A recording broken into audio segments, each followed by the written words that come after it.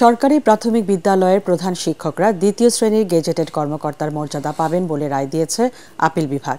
তাদের বেতন হবে 10ম গ্রেডে। প্রধান বিচারপতি সৈয়দ রেফাত আহমেদের নেতৃত্বে 4 বিচারপতির বেঞ্চ এই রায় দিয়েছেন। এর ফলে দেশের সব প্রাথমিক বিদ্যালয়ের প্রায় 30,000 প্রধান শিক্ষক এই সুবিধা পাবেন বলে জানিয়েছেন আইনজীবীরা। আরও জানাচ্ছেন হুমায়ুন চিস্তি। 2019 সালের 25 ফেব্রুয়ারি সরকারি প্রাথমিক বিদ্যালয়ের প্রধান শিক্ষকদের বেতন স্কেল 10ম গ্রেড করা সহ গেজেটেড পদমর্যাদা দেওয়ার নির্দেশ দেন হাইকোর্ট। সেই সাথে গেজেটেড পদমর্যাদা 2014 সালের 9 মার্চ থেকে কার্যকর করার নির্দেশ দেওয়া হয়। ওই রায়ের বিরুদ্ধে রাষ্ট্রপক্ষ আপিল করলে প্রধান শিক্ষকদের 10ম গ্রেডে উন্নীতের পথে বাধা সৃষ্টি হয়। এরপর বারবার চেষ্টা করেও আওয়ামী লীগের শাসনামলে মামলাটির শুনানি করতে ব্যর্থ হন আইনজীবীরা। 5 আগস্ট রাজনৈতিক পট পরিবর্তনের পর গুরুত্ব দিয়ে মামলাটি নিষ্পত্তি করে আপিল বিভাগ। পরে ওই রায় পুনর্বিবেচনার আবেদন করে প্রাথমিক ও গণশিক্ষা মন্ত্রণালয়। দেশ জুড়ে তোলপাড় ওয়ালটন ফ্রিজ কিনে আপনিও হয়ে যেতে পারেন মিলেনিয়ার। এটা একটা সীমাহীন অন্যায় ছিল। এটা আর্টিকেল 29 এবং 31 এর ভায়োলেশন ছিল। তো যাই হোক, দীর্ঘ লড়াইয়ের পরে শিক্ষকরা আজকে তাদের স্বীকৃতিটা পেয়েছে। এটা একটা সম্মানের ব্যাপার।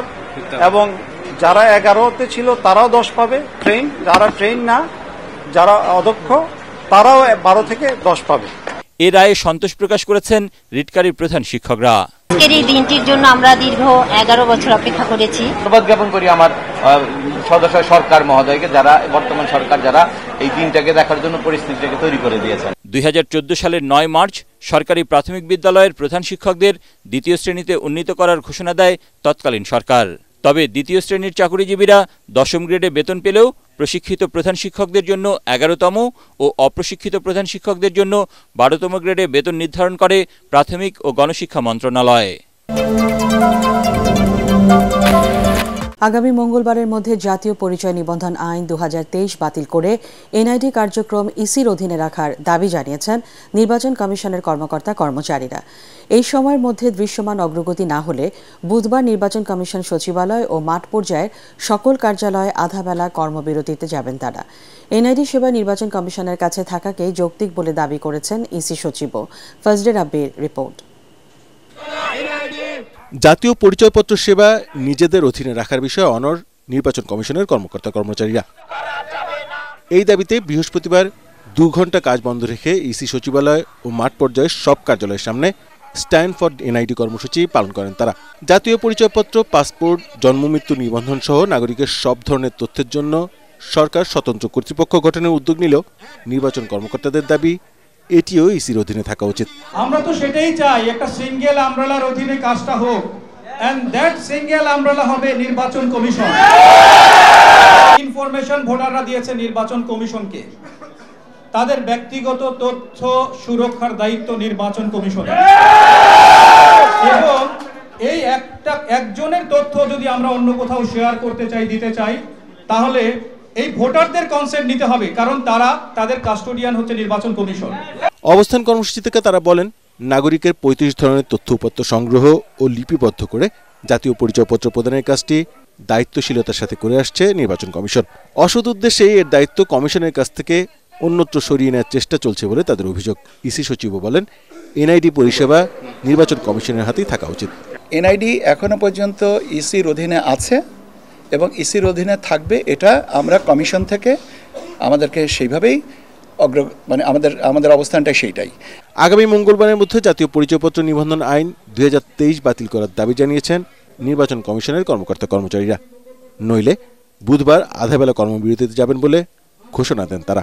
মঙ্গলবারের মধ্যে কোনো দৃশ্যমান কার্যকর পদক্ষেপ আমরা না দেখি, তার পরের দিন অর্থাৎ বুধবার 19 তারিখ অর্থ দিবস সকাল 9টা থেকে 12টা পর্যন্ত অপারেশনাল হল্ট কর্মসূচি আমরা পালন করব সারা দেশে।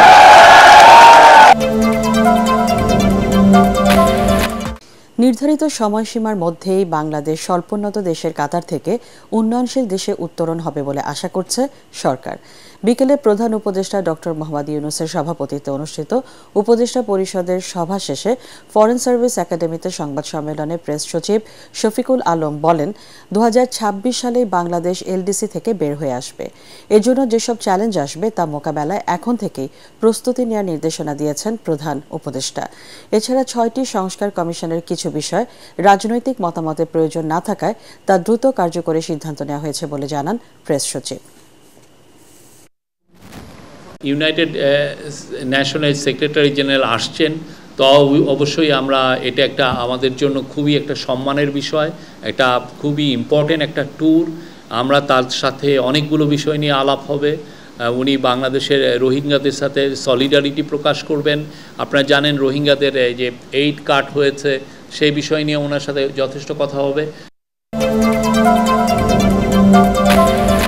সংস্কার সবাই চায়, তবে দেশকে সংকটমুক্ত করতে দ্রুত জাতীয় নির্বাচনের সিদ্ধান্ত নেওয়ার দাবি জানিয়েছেন বিএনপির স্থায়ী কমিটির সদস্য সালাউদ্দিন আহমেদ। রাজধানীর একটি হোটেলে গণ অধিকার পরিষদের ইফতার মাহফিলে তিনি বলেন, জাতীয় সংস্কার বাস্তবায়ন দীর্ঘমেয়াদী প্রক্রিয়া, জনপ্রত্যাশা পূরণে দ্রুত নির্বাচনী রোডম্যাপ ঘোষণার আহ্বান জানান তিনি। অনুষ্ঠানে বিএনপির স্থায়ী কমিটির আরেক সদস্য মির্জা আব্বাস বলেন, কৃত্রিমভাবে ফ্যাসিবাদ বিরোধী ঐক্য নষ্টের চেষ্টা চলছে। জুলাই বিপ্লবের চেতনা রক্ষায় সবাইকে সতর্ক থাকার কথা বলেন তিনি। এ সময় গণ অধিকার পরিষদের সভাপতি নুরুল হক নূর বলেন, নির্বাচন নিয়ে যে শঙ্কা তৈরি হয়েছে তা প্রধান উপদেষ্টাকেই দূর করতে হবে।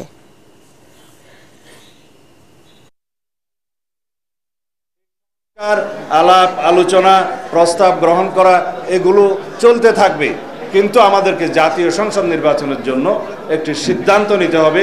সেজন্য আমরা রোড ম্যাপ চাই। সেই রোড ম্যাপের প্রত্যাশা আমরা করেছি, বাংলাদেশের জনগণ করে। কৃত্রিমভাবে অসুবিধার সৃষ্টি করা হচ্ছে, চেষ্টা করা হচ্ছে। বিভিন্ন দল একে অপরের দিকে কথা বলছে, কাদা ছুটছে। এই জিনিসটা ঠিক না। তাহলে 5 তারিখের যে আমাদের আন্দোলন, আমাদের বিজয়, এটা নিঃশেষ হয়ে যাবে কিন্তু।